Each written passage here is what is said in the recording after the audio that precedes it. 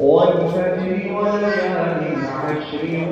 والشفع والوتر والليل إذا يسر هل في ذلك قسم لذي حجر ألم تر كيف فعل ربك بعاد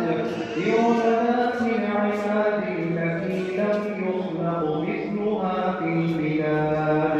وثمود الذين جابوا الصخر بالواد وفرعون ذي الأوتاد الذين طغوا في البلاد فأكثروا فيها الفساد فصب عليهم ربك سوط عذاب إن ربك لبالمرصاد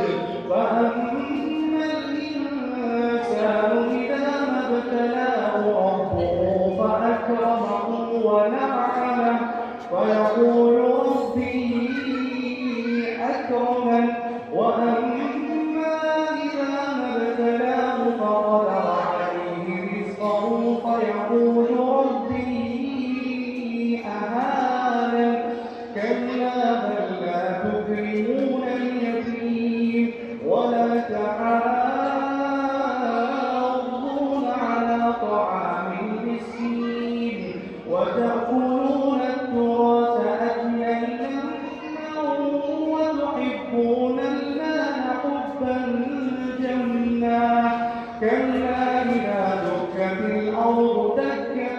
دكا وجاء ربك والملك صفا صفا